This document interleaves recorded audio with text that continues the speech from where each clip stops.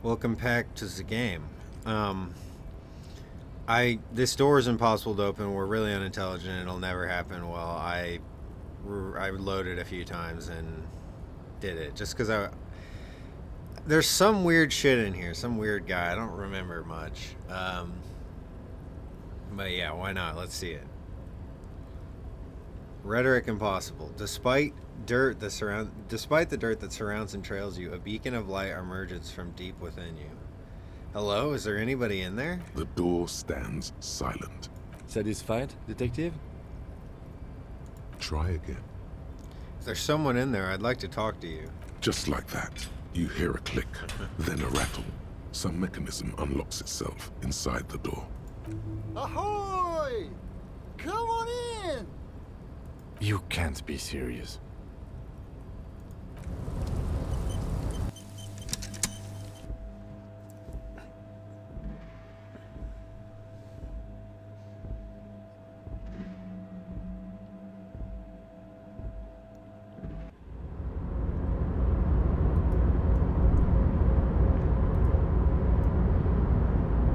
The man stands at the far end of the shipping container. It's hard to say anything more about him. You cannot make out any of his details, but you do feel the overwhelming presence of capital. The feeling causes all the hairs on your body to stand at attention, like soldiers preparing for review. Cover your eyes. Something's amiss. The light beams bend around his face and scatter in 1,000 directions. It seems the laws of physics do not apply here. They are suspended, distorted, and echo. Trying to visualize the physics at play is liable to give you an aneurysm. Don't think about it too hard. In the general stillness, only your tongue moves, flickering as you utter. Wow. Welcome. Come in. Make yourself at home. Sorry, I'm not better able to receive you. I wasn't expecting visitors today. You can't hear him exactly, yet you're able to understand every word he says. It is very strange. An overwhelming hum covers everything. Voice doesn't escape from him. Now, what can I do for you, gentlemen? What you can see of his body appears composed in a sharp summer suit and yacht shoes. Who are you? Who am I? Oh, I haven't been asked that question for such a long time. I don't meet a lot of people outside my circle these days. Anyhow, my name is Rustam Diodore, investor, license holder, and extremely high net worth individual. And you are? Mr. Diodore, I am Lieutenant Kim Kitsuragi of the RCM, and this is my partner. My name is Harry, and I'm a detective. Pleasure to meet you, Harry. Public service is a noble cause. How'd you become so rich? Oh Lord, not this again. Ignore him. We have a murder to solve, and yet you go around bothering everyone about money, arguing that you think it's somehow related to the case. And yet, it never seems to get us any closer to solving the case. It's quite alright. I'm used to the question by now. To be blunt, I inherited my fortune from my grandmother, who herself was an extremely high net worth individual back in Grad. All I did was take her fortune and invest it prudently. Believe it or not, it takes more than a bit of skill not to blow a vast fortune on sailing boats, bad choices, and unsupervised state policy. And blow. What's it like being an extremely high net worth individual? I gotta tell you, at first, being rich is a lot of work. You've got to work hard because everything's so darn expensive. You know, prices increase exponentially at this income level. But then, once you've reached my position, it's nearly impossible for me not to make money.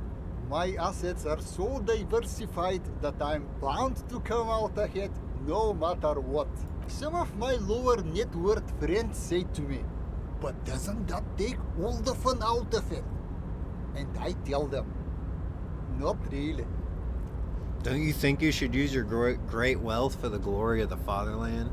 Which one?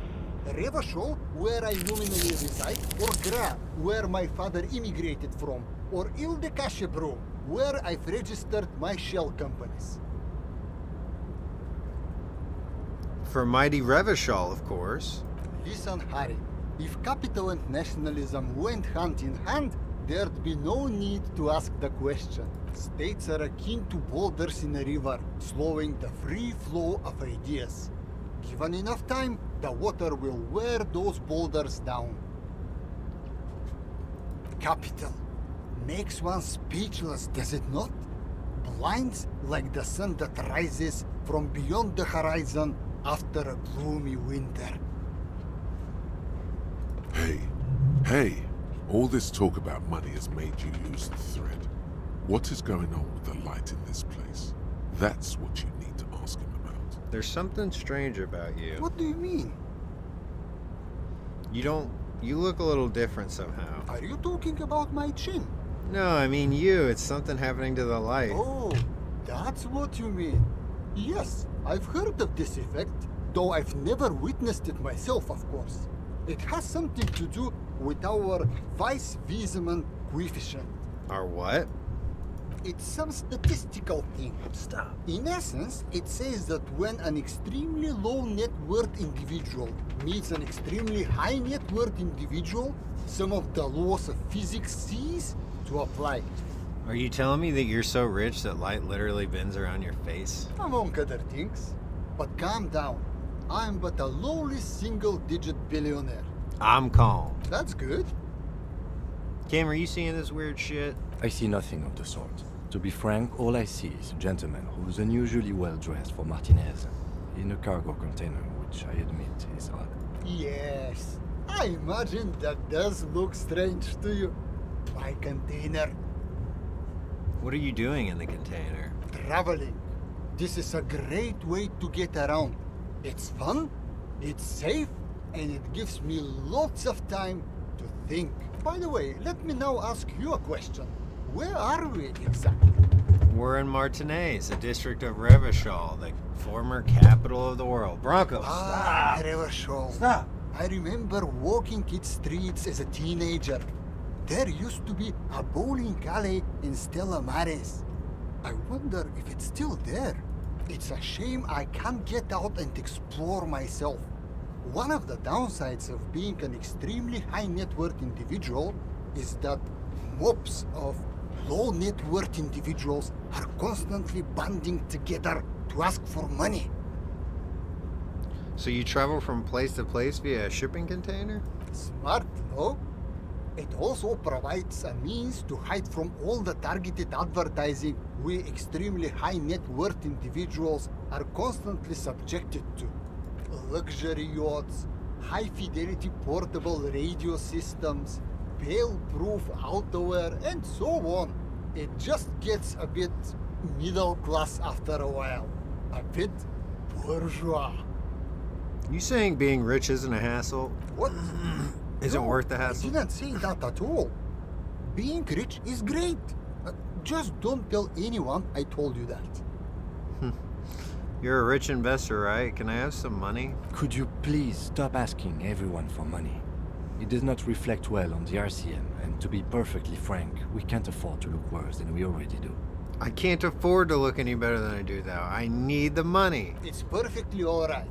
Based on your appearance, I can tell I'm dealing with a smart man. As you may know, us high net worth individuals do not have a lot of cash on hand. Investments and liquidity are enemies of one another.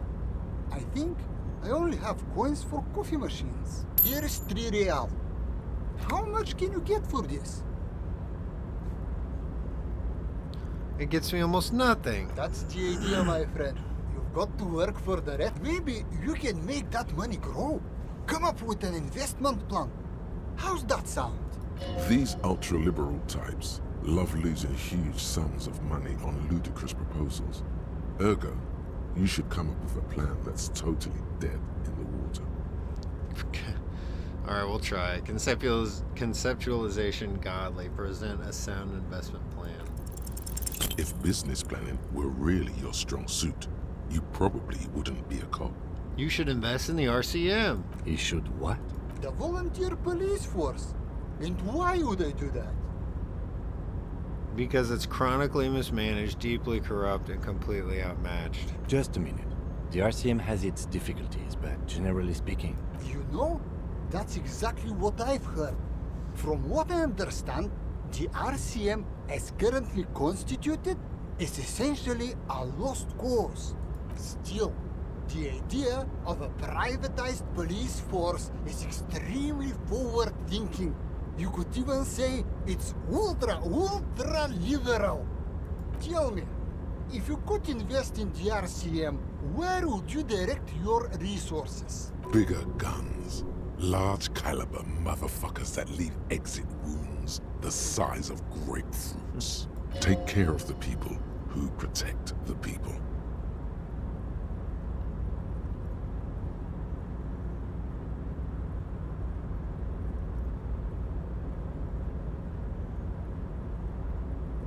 Large caliber weapons for patrol officers. You want to take an incompetent and corrupt police force and give them deadlier weapons? No, that won't work! If I could interject, the RCM's problems are mainly structural. We are hamstrung by a lack of clear lines of authority, and our system of performance reviews strongly disincentivizes inter-precinct cooperation. I think the lieutenant's right. Your problems run much deeper than equipment or funding. The entire org structure of the RCM needs to be redefined. You need a unified chain of command. New metrics for measuring performance that reward real police work. Does that sound right? Yes. That's precisely what we need. So you'll do it? Hell no! Can you imagine how much work that would take? Why would I do that when I can just speculate on exotic financial derivatives from the comfort of this shipping container? The thing about investing is that the less work you have to do, the better. Don't overthink. That's what return on investment means. The lieutenant's disappointment is palpable. It's like someone just shot his dog. Now, was there anything else I could help you gentlemen with? I suppose not. It was a real pleasure. Sadly though, my current lifestyle prevents me from remaining more than a brief time in any one place. Perhaps we'll meet again, somewhere far away. Farewell, friend, and may your peace of mind guide you to happiness.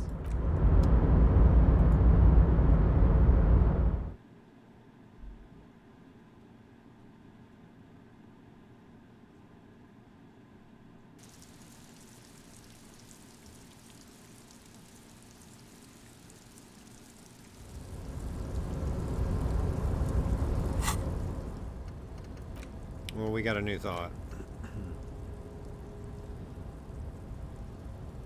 Business loves science, and the second loudest in the world, eclipsed only by the collective screams of market crash victims. So let me whisper to you, do you feel the veil of the sun god slipping? Are the better days gone? Are we entering bankruptcy? Is the company going to go down and leave you in the gutter with the rest of the dredges, delivering parcels for soup money? You need to crisis or manage your way out of this.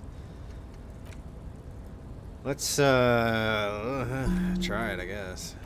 -1 empathy, layoff season. I'm glad I opened that.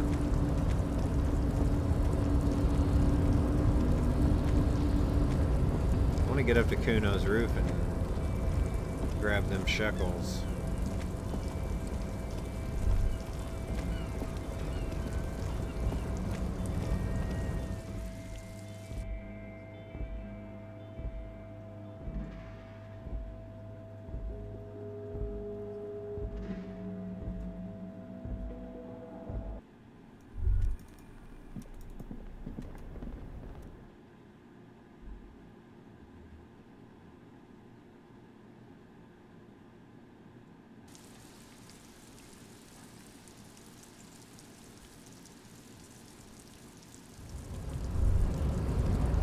Measurehead awake?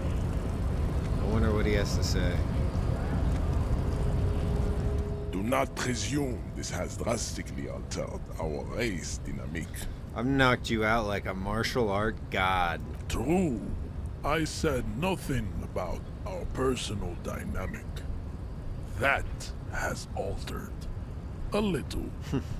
He means very little.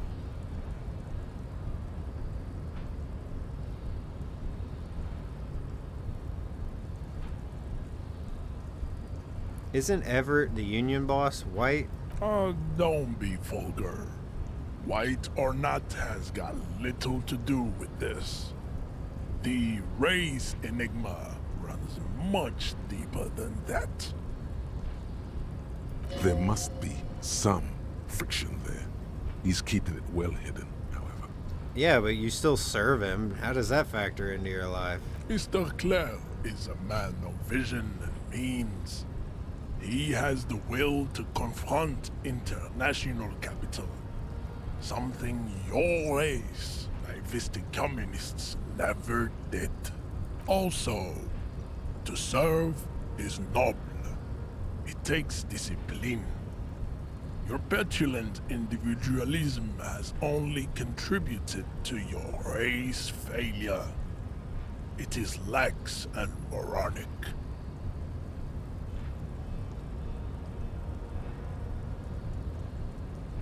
I'm no communist. Of course you are, Revacholian man.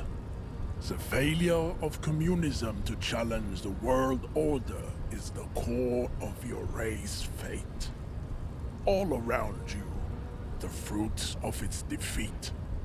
Individualism, rock and roll music, sexually transmitted disease, above all, rampant multinational finance still reigning large. Tell me, where have you gotten your love of pathetic communism from? Degenerate youth culture? Rock and roll music? I said I'm not a communist. I don't know who I am, but that's one thing I know. Stop explaining yourself. No one cares about your beliefs. The conversation has moved on. Tell me, what degenerate subculture has made you dress in this shameful way? I got it from disco, actually. Youth culture doesn't affect my thinking. Of course it does.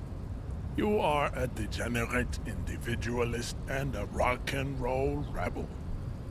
A pawn of international finance, just like the rest of your ham-colored race. I am not surprised you enjoy it so much.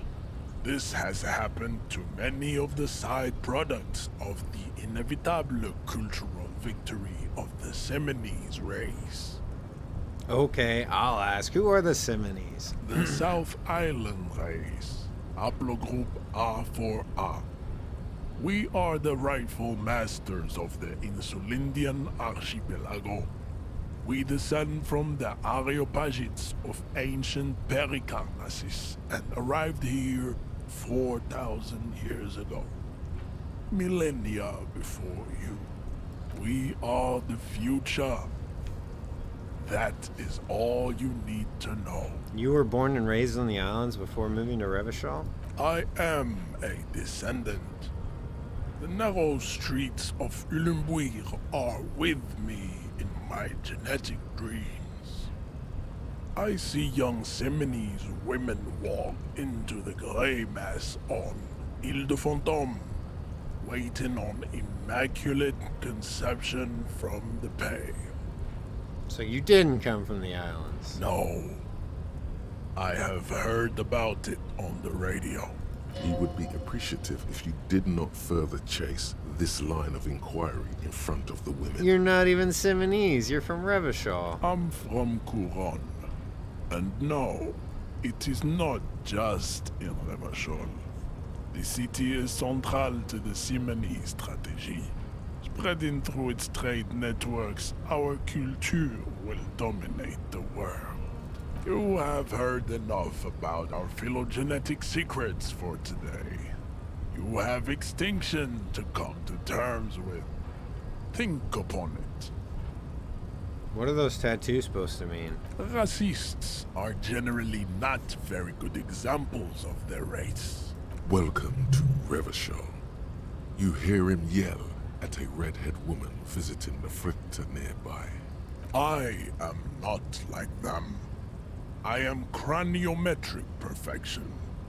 I have taken the trouble to permanently draw a phrenologic grid on my skull and features. This should dispel any doubt. True, that is a noble cranium, but you got a hard noggin yourself.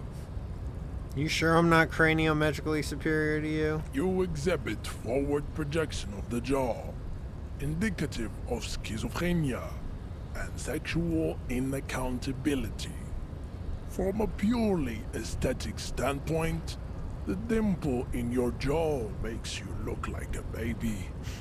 This is not craniometry, just an observation. What else? It is impossible to see any more of your bone structure.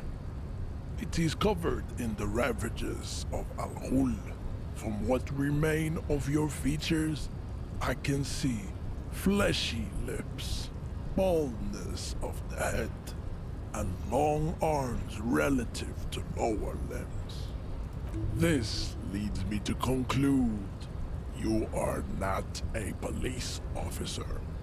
You are a common criminal, an offspring of murderers and sailors from Sur-la-Clé and Vesper, and possibly even the degenerate sheep herders of Ubi.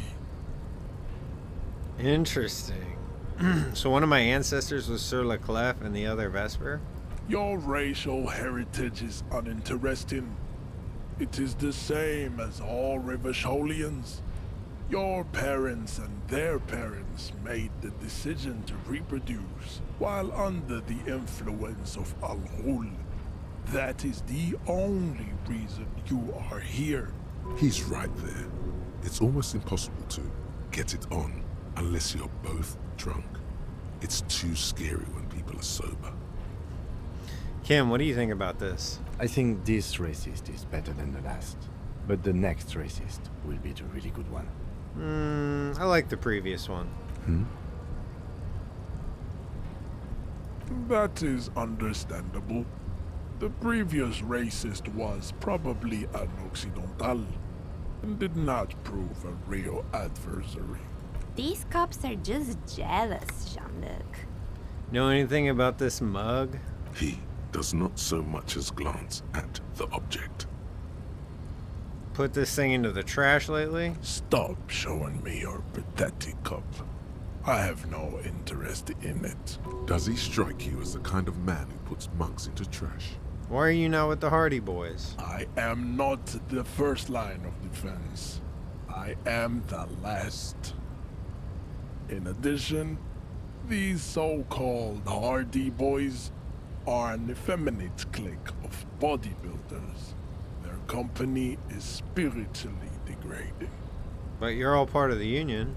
The Hardy manlets are on the pay of the company. I answer to the union alone. And I do this out of race heroism. Finance is an alien concept to the Simonees. Now leave me be. I must luxuriate in the company of my woman.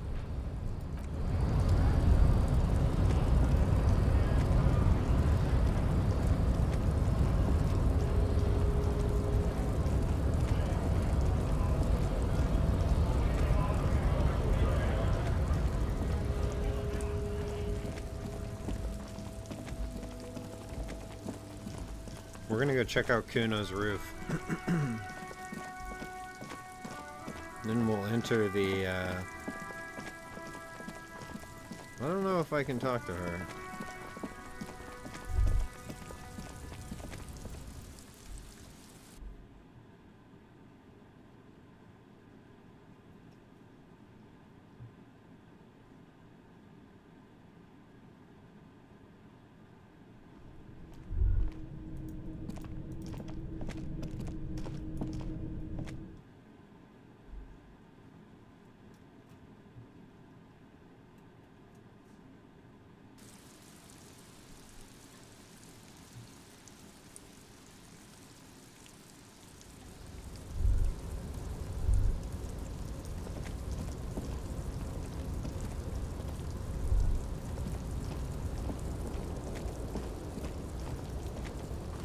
This doorway is gonna collapse soon. Restoration pillars keep the ruins together.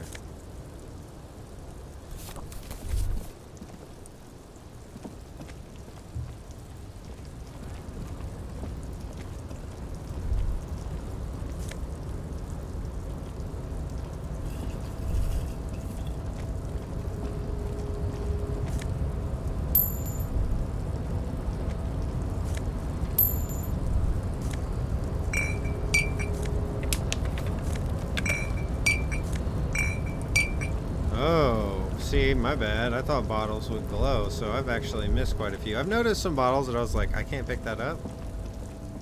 So, can we just take the quick way down anyway? Even though I don't, right. I already have the way around. That's fine, we'll pick those bottles up another time. Up at the guard post up there.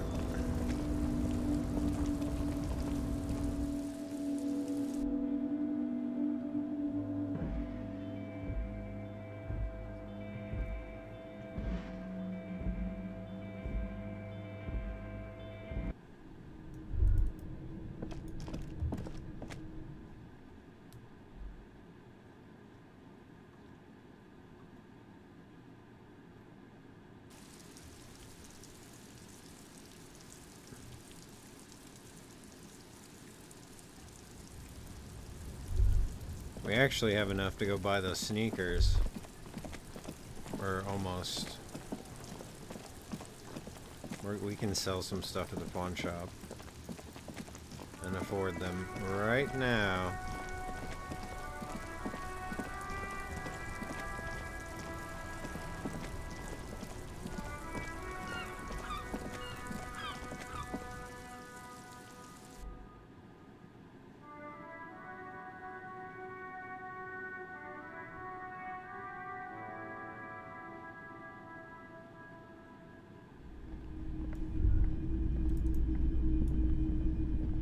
Wow, a very large red t-shirt with an impressive print stands out from the other garb. Oh yeah?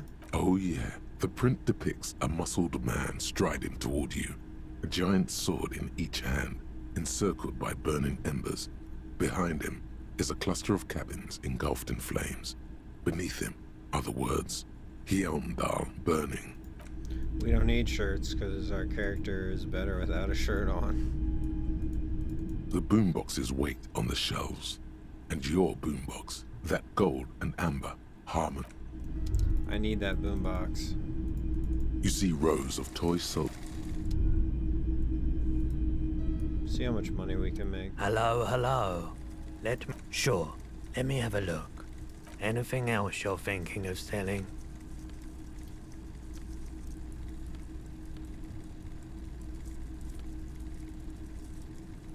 Okay, I guess that's just junk.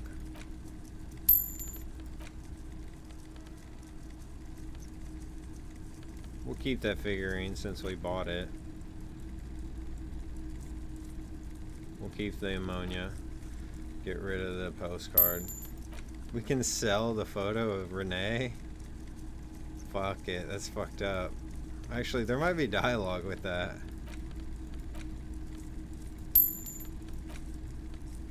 We'll keep it then. We're gonna go buy the sneakers. Another time, perhaps. Although, to be honest, I'd rather just get this out. Typical Martinique. No, not that. The boomboxes wait. And here you are. Quality sound reproduction on the go. It'll play anything, wherever. Turn any tape into a conversation of sounds and shapes. I don't have any. Right. I can just walk around with a boombox like a boss. Like a fucking baller. Oh, man.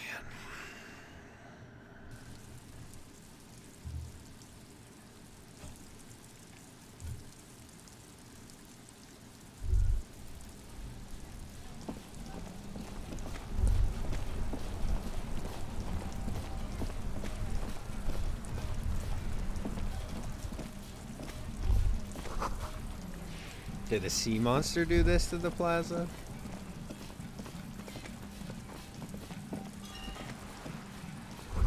This book has a rose, a pistol, and a half-naked dame on its cover. The book appears to be erotica, but without actual erotica. On the cover stands a very muscular man surrounded by flames. This book is about to pate. Is about pate? This book, you don't really understand what it is or it's about, nor does it seem important. It takes willpower to even read the author's name, Jean Caus from Iguania.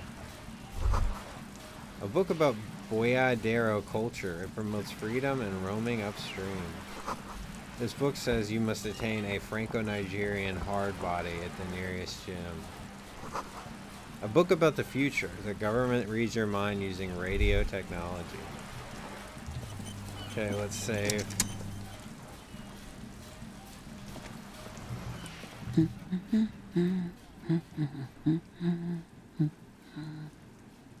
You see a sturdy woman humming to herself. She seems to be browsing books. Hello.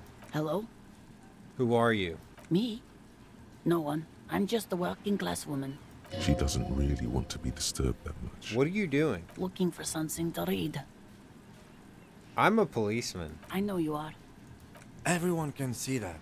The rectangles. Do you need help? What with? This citizen thinks she can do without your assistance. Don't buy it. They all need help. Maybe your husband is missing? My husband? No, he's not. So where could he be? I don't know. At home now? Out drinking with his friends?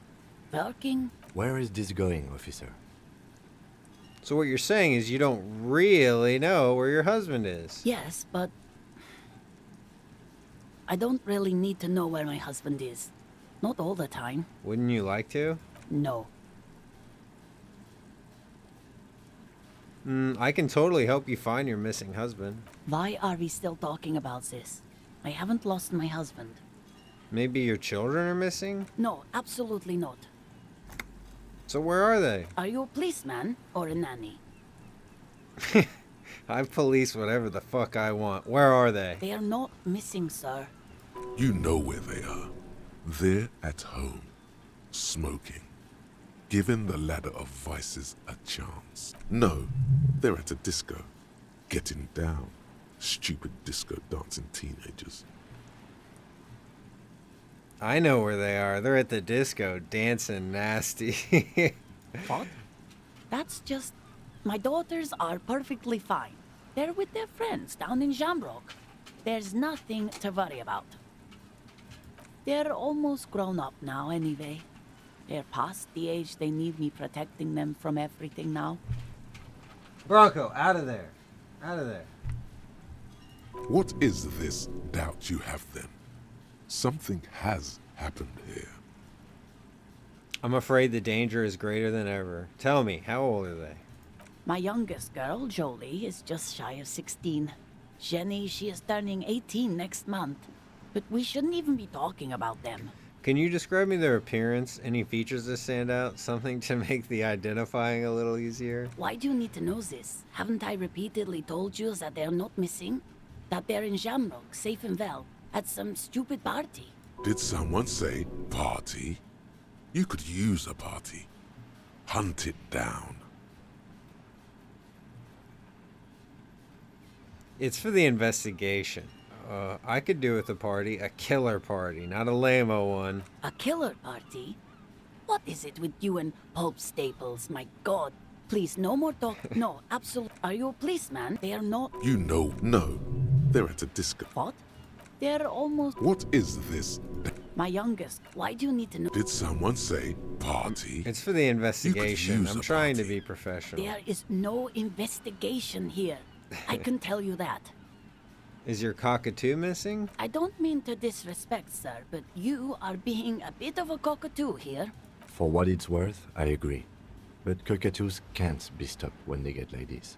It's better to indulge him at this point. Ma'am, I was asking about your cockatoo. Is it missing? I don't even have a cockatoo. And guess what? What? Even if I had, It wouldn't be missing. Alright, cockatoo not missing. Just wanted to be sure. Great. Just one more question. What did you mean by me being a cockatoo? Nothing. Go read up on them if you're so interested. There's a great book in the bookstore. Maybe you should. What if the cockatoo is your astral captain? Or your heraldic bird? That's exactly what I'm gonna do. Wonderful. The store is open. Watch her browse books. Her hands move over the book covers. The tips of her fingers look rough, stained with yellow. It seems like she has spent a lot of time at work, smoking. An array of neurons fire up with joy. Bum her a cigarette, lest it turn to pain. Do you smoke? No, I don't. I know for a fact that you smoke. Why do you think that I smoke? Your hands look like they belong to a heavy smoker. It's not like yours look much better. Just give me a cigarette, please. I already told you I don't have any. Go bother someone else. She's lying. She's goddamn lying. She has smokes. Give me your cigarettes, okay? Don't lie. Sorry, officer. She's lying. Lying, lying. I know you're lying. Just give me a cigarette. No, I'm not lying. Why should I lie? Please go to the Frita kiosk. She sighs. The woman before. My husband? I don't know. Where is this girl? Yes, but no. Why are we still talking about... The woman Okay, let's talk to the little one. Hello, sir. Step right in. The store is open. I am the law. I know, sir. Yes, people get that you are the law. You really don't have to keep saying it. Are you interested in a new and exciting book? What kind of store is this? It's a bookstore, sir. We sell books, postcards, and some board games. It's called Crime, Romance, and Biographies of Famous People. Whoa, whoa, whoa, whoa. Hold your horses, little girl. Don't be ridiculous. I know all of these things. You're fooling nobody. I said I know all these things, and I do, goddammit. Sir, are you okay? You've been standing here silently for a while now. Is it okay if I ask you some questions? Okay, sir. I'll try to answer any questions you have. I hope they're about books. Who is that? Point to the woman browsing books. Oh, that's Auntie Billy. She's nice if a bit distressed. She's your aunt? No, sir. She's a working woman who comes to look at the books a lot. Why is she distressed? I think she is a bad husband. Not very nice or helpful. Let's see if we can say something to her about that. My husband? No, he's not. The little girl over there said you had a bad husband. Excuse me? A bad husband? Not What a, do you mean? Not a nice and helpful sort. Do policemen just go around repeating what some kid off the street said?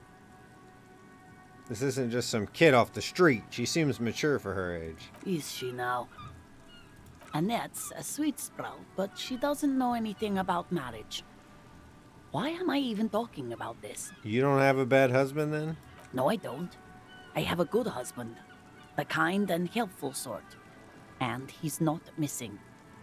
The woman before. Fair enough. Hello again, sir. What's your name? My name is Annette, sir. My mum, her name is Plaisance. She owns the store. She's inside minding the register or organising the stock. Feel free to step in and browse our wares. And why are you out here in the cold? I'm signalling that the store is open. Otherwise, people might not know. They'd miss out on the crime, romance, and biographies of famous people. Should I have the word with the store owner? Oh, no, sir. I'm happy to help Mum by luring in customers. Besides, I have some hot juice in my vacuum bottle to keep warm. Shouldn't you be at school or something? I do my studies at home at the moment. I have to help Mum keep this place running. School is stupid. You're lucky you're not there. Mum says it's necessary to do both because it builds character. Mum says a proper worker is dutiful. That's how you get ahead in life. You succeed. There is stress and unease behind these words. She's reciting etiquette. How's the business going? Mum says it's peachy. She was a little afraid at first. There's talk about this house being cursed. Behind her, The window has been boarded up. You sense the boards creaking, twisting for a second, and some kind of doubt in her tense shoulders. Cursed in what way? Cursed in the way that makes them say that no business has ever really thrived here, sir. That they all go... Ass up? I wouldn't really say it like that, but I guess so. This sounds rather serious. I should probably look into this. We can go into the bookstore and ask about the case, but I don't see much more to look into here. Yes. Please do also look at our wares inside. The postcards and board games are there, sir. What do you know about the other failed businesses? Nothing really, sir.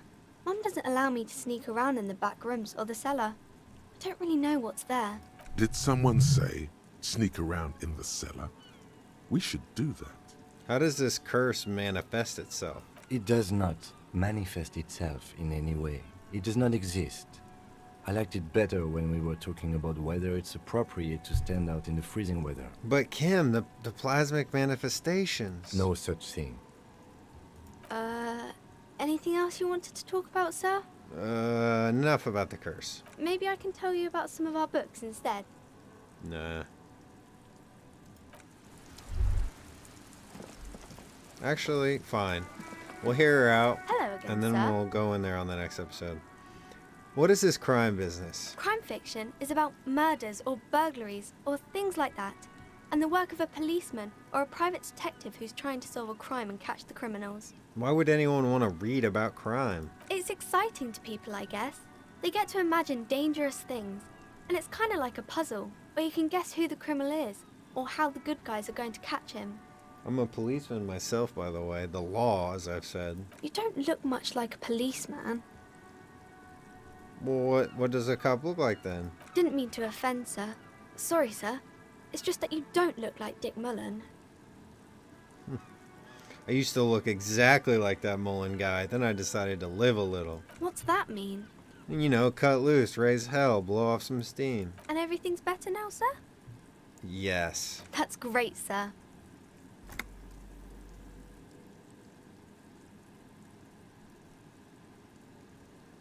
More about books, maybe? Nonsense. Okay. We'll go into the doomed commercial area next episode.